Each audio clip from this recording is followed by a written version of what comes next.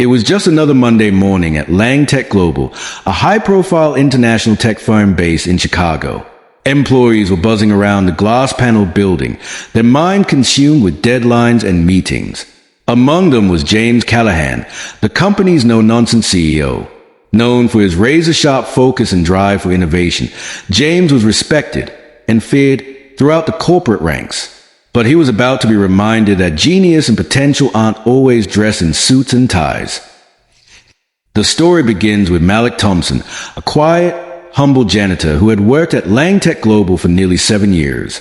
Tall and reserved, Malik went about his job diligently, pushing his cleaning cart through polished hallways without ever drawing attention to himself. To most, he was just a janitor, someone who tidied up after boardroom meetings and made sure the executive washroom sparkled. What they didn't know was that Malik had a mind like a vault, and a past that would leave even the most seasoned executive speechless. It happened during a routine visit by an overseas delegation from Japan. A miscommunication erupted when the interpreters were late, causing tension to rise among the guests. The translators weren't due for another hour, and the negotiations couldn't wait. That's when Malik, quietly sweeping a corner of the lobby, stepped forward. "Sumimasen," he said calmly, bowing politely to the Japanese delegates. Everyone turned in surprise. Malik continued, seamlessly translating the CEO's introduction into fluent, professional Japanese. The guests visibly relaxed, nodding with appreciation. The room froze. Silence fell like a thick curtain. The CEO blinked. "You speak Japanese?" he asked, bewildered. Malik gave a modest smile. "Yes, sir. Also Mandarin, French, Arabic, Russian, German, Swahili, Portuguese, Hindi, and Spanish." You could hear a pin drop. News of Malik's linguistic talent spread like wildfire throughout the building. Within an hour, executives were gathering in the central atrium. Department heads came down from their offices. Even the most aloof senior managers crowded the floor to see if the rumors were true. The CEO called Malik to the main conference room, this time not to clean it. "Malik, tell me," James said, "where did you learn all this?" The janitor paused. "I studied linguistics in university, was on track for a PhD, but I had to drop out when my mother got sick. We lost everything. I took this job just to support her." James stared at him in disbelief. "Why didn't you ever tell anyone?" Malik shrugged. "No one ever asked." By the end of the day, the CEO had done something no one saw coming. He called a press conference, not to announce a new product or a corporate acquisition, but to introduce Malik Thompson as a new director of global communications and cultural intelligence. He offered Malik a 6-figure salary, a corner office, and a full scholarship to finish his education. "I've always believed in talent," James said to the stunned audience of staff and reporters. "But today, I learned talent doesn't always wear a suit. Sometimes it carries a mop." Malik's rise became an international story. News outlets across the world covered his journey. His story inspired millions, a reminder that brilliance knows no status, no uniform, and no race. Lang Tech Global was never the same again. Internally, the company launched an initiative to discover and promote hidden talent within every level of the organization. Diversity councils were formed. Language programs were implemented. And Malik? He didn't just lead them. He became the face of a cultural revolution in corporate America. To this day, employees at Lang Tech speak of that moment as the day the janitor changed everything. And Malik's story continues to inspire, not just because of the languages he spoke, but because of the truth he revealed. The weeks following Malik Thompson's promotion were nothing short of extraordinary. His story had sparked not just admiration, but a seismic shift in the culture of Lang Tech Global. Employees, many of whom had previously kept their talents and dreams tucked away in silence, began stepping forward. People from all departments started sharing hidden skills. Coders who painted portraits, receptionists who wrote novels in their spare time, a cafeteria worker who was a skilled mathematician from a forgotten past. Malik had become more than a symbol. He was a catalyst. Yet with the attention came new pressures. Malik found himself juggling a completely new world. Gone were the solitary evenings cleaning quiet offices. Now his days were filled with meetings, global calls, and strategic planning. He traveled frequently, representing the company in foreign markets, often acting as an unofficial diplomat.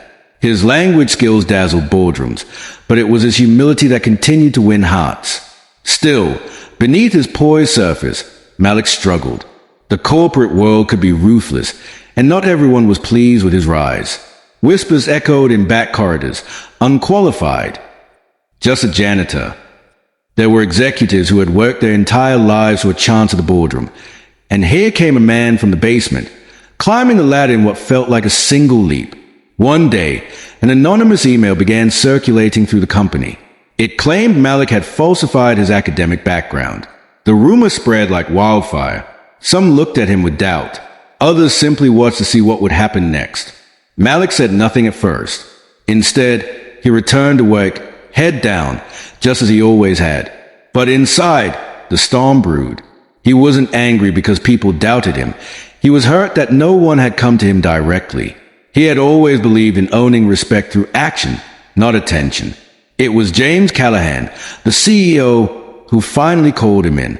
"I believe in you, Malik," he said plainly. "But you need to address this. Not just for them, but for yourself." That night, Malik went home and opened a dusty file from under his bed. Inside were documents from years past, acceptance letters, transcripts, photographs from international student conferences. With trembling hands, he drafted an email to the entire company, attaching proof of his education, his awards, and his story in his own words. He didn't plead for respect. He simply told the truth.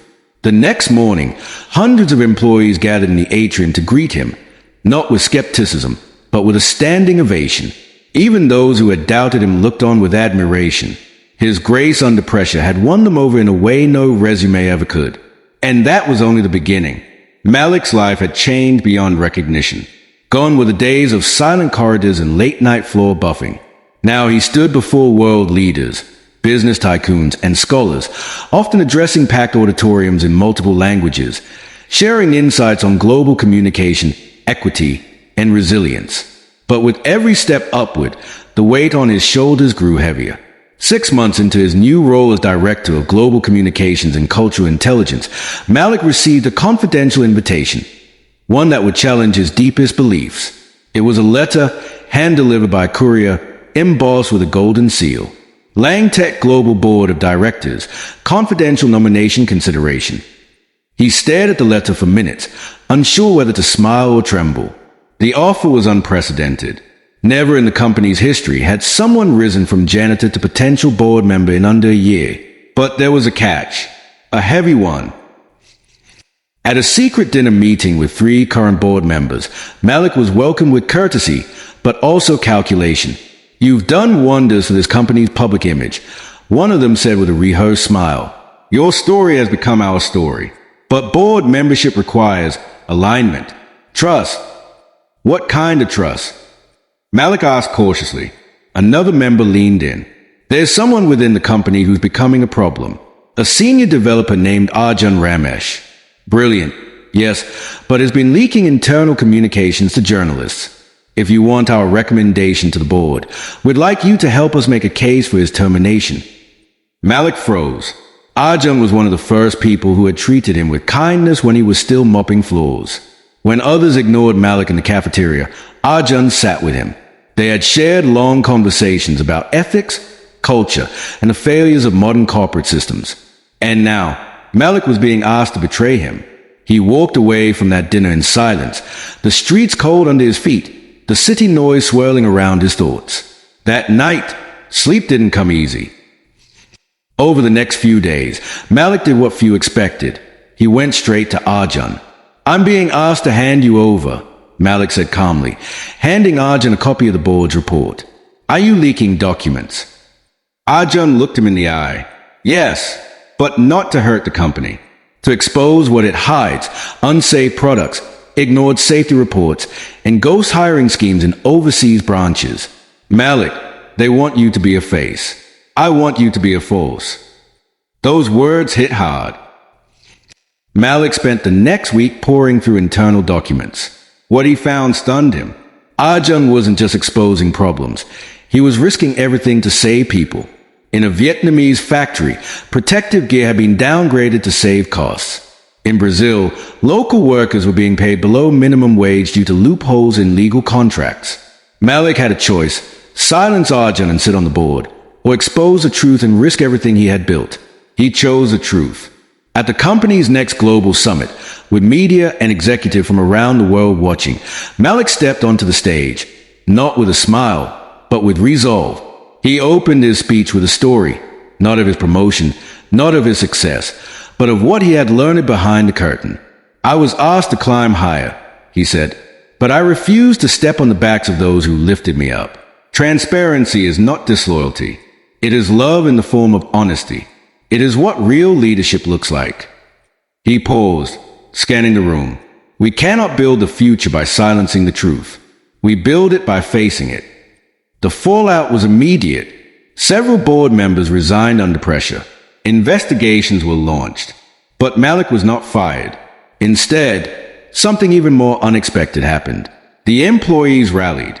Thousands signed petitions demanding Malik's placement on the board, not as a favor, but as a necessity. Investors praised his integrity. Whistleblowers from other corporations reached out for guidance. Malik had not only exposed injustice, he had modeled a new kind of power.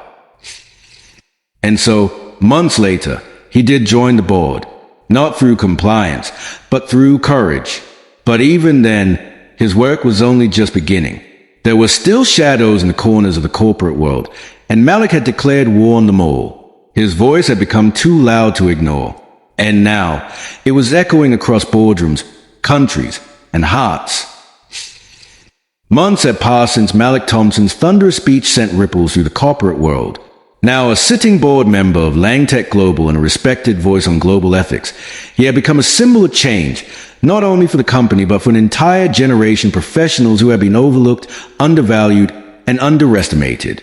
But real change, Malik had come to understand, doesn't come with applause, it comes with sacrifice. His days were a whirlwind of travel and leadership, flying from New York to Nairobi, consulting with human rights groups in Geneva, meeting labor organizers in Bangladesh. His language skills allowed him to connect deeply, beyond headlines and photo ops. People listened not because he demanded their respect, but because he reflected their truth. Then came the invitation that would test the very core of everything he stood for. It was a formal request from the United Nations Global Economic Council. They wanted Malik to serve as a senior advisor on sustainable global partnerships, specifically to help draft a multinational economic framework aimed at empowering developing nations through private sector investment. On paper, it sounded like a dream, the opportunity to shape global policy, to create equity on a worldwide scale. But Malik had learned to read between the lines. Before accepting, he began a private investigation into the Council's proposed framework. What he discovered chilled him. Hidden within the structure were clauses buried under layers of legal jargon, loopholes that allowed major corporations to bypass labor laws, extract natural resources with little oversight, and enforce restrictive IP agreements that would cripple local innovation in underdeveloped regions. And the worst part? Langtech Global was one of the corporations at the heart of the deal. He felt the betrayal like a wound. The same company that had once lifted him up was now preparing to silently participate in a scheme that would exploit the very communities Malik had grown up in. He spent nights walking alone in hotel corridors across continents, replaying the dilemma in his head. If I expose this, I jeopardize everything. My seat at the table, my credibility, my life's work. If I stay silent, I betray the millions I claim to represent. He knew what he had to do. At the UN Economic Summit in Geneva, representatives from over 70 countries gathered in an opulent conference hall. CEOs in tailored suits, world leaders in traditional dress, journalists, translators, all waiting for Malik's speech. He stood at the podium in a plain black suit, no tie, just a small green and silver lapel pin, a symbol of his roots. He began in Swahili, then Arabic, then Mandarin, 10 languages, 10 greetings, 10 chances to remind the world that every voice mattered. And then he dropped the truth. In this very framework, hidden behind economic jargon, is modern colonialism wrapped in corporate diplomacy, he said calmly. If this passes, it will not empower, it will enslave. Gasps echoed across the chamber. Whispers turned to silence. Malik pulled out a thick binder. Here is the documentation. Contract scans, backdoor communications, hidden amendments. The silence turned to chaos. Security tried to approach the Aristich, but several African and South American delegates stood in their way, shielding Malik like God protecting King. Journalists surged forward. The live stream exploded across the internet. That moment made history. Within 48 hours, the framework was suspended indefinitely. Investigations were launched into Langtech Global and several other multinational corporations. Malik resigned from his board seat voluntarily, stating, "Change cannot come from within a system built to resist it. I now work for the people outside the boardrooms." The fallout was massive. Langtech's stock dropped, but the company restructured and vowed to re-earn public trust. This time, the right way. Several board members were replaced. Whistleblower protections were expanded. Malik, meanwhile, founded the Elevate Foundation, an international watchdog organization aimed at exposing hidden exploitation and promoting ethical innovation. He no longer needed a title. His legacy was louder than any position. Malik now lives between worlds, part teacher, part diplomat, part warrior. He speaks to presidents and to street kid with equal ease. In villages once robbed by contract they couldn't read, new schools now carry his name. He hasn't changed who he is. He's only expanded where he fights. From janitor to global force, from silence to revolution.